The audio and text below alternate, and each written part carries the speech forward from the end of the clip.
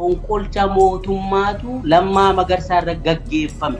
Qaamni mootummaa akka isa doorsisaa jiran baranan ba'u jedhee dubbataa akka ture barana rukutuu malu naajjeesuu malu dubbatataa tureera. Federaalizimii dhugaa miti federaalizimii sobaayyuu ta'uu hin danda'u. Tiim Lammaan eessa dhaqe yoo du'ellee bakka waan isa uummati nagar maalti san mudate. Namoota hedduun akka ajjeefamuu barbaadaman quban qaba.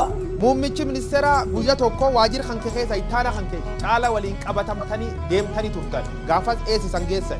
Xayyibaa sossobaniituma geessanii haleellaa dullaa irratti tuman kophaatti argatanii. Oromoon na deeggaru baannaa waggaa dhibbaatiif isan cabsaa jedhe dubbatee jedhan wanni kun dhuguma. Paartichi paartii Oromoodhaaf ta'u miti. Shimallis Oromiyaa ufumaan humnuufiitiin bulchuu jirmoo ajajuun gubbaa dhufuun bulchuu jira.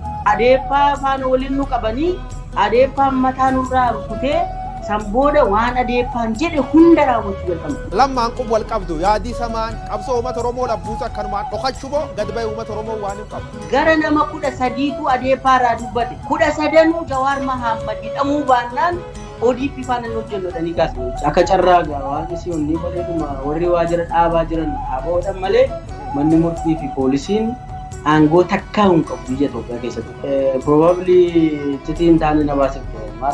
Sirni naftanyaa kawaggoon dhibbaatiif nu cabsine dirree kanatti deebineedha dubbati. Maalan balleesse wannumti ani godhe yoo jiraate na waamtee ani na reeffachuu hin dandeessu akkamiin akkasi ta'an jedhee maseejii erge maal jedhee na deebisuu didee sanarraan addaan baanee jechuudha pirezidaantii naannoo Oromiyaa. Adeemsa seeraa maaf cabe jedhee gaafannaan waa hunda baruu fi hiyyaalina deebinaan jechuun adeemsamu jechuun seera. Mootummaan kun mootummaa Oromoo jettee inamanta kee turtee kee beektaa karoor warraallee kun qaba. Laal Oromiyaan hin jiru amma naannoo Oromiyaan jedhamu hin jiru.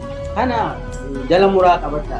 Sodaa aangoof jecha dhorkamanni waa'ee koronaa furtuu siyaasaa fayyadamaa jira. Sabab sirni naftanyaa qeeqeef yaamichi baay'een irra godhama ture. Akka jeefamuuf karaa yuutuubii, feesbuukii karaa gargaraatiin yaamichi godha turan. Sirraa ka'ee guyyaa sanirraa ka'ee jechi naftanyaa jedhamu miidiyaa Oromooti. Lamma Magarsaa gamma ispoort goomma godhateetti fayyadamaa biyyi yoo ammaan achi cabee lamma qabatee fuuldur qaqqabe nu sobaa jedhan.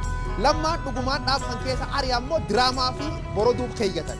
Hamman ani beekutti Lammaan isaaniif diina isaan immoo Lammaaf diina ispoortii ta'uu hin danda'u already Lammaa nyaatanii kutanii balleessanii. Waa'ee sabboonummaa Oromoo tuqaa lallaba turte Dr. Milkeessaa fakkeenyaaf shaneen diin Oromoo jecha turte Oromiyaa miidiyaa neetwoork abaara turte kun qabna. Oromiyaa miidiyaa neetwoork ammaan tan diina siif shaneen ammaan tan siif diina gaafi tan deebisnaa gabaabsi.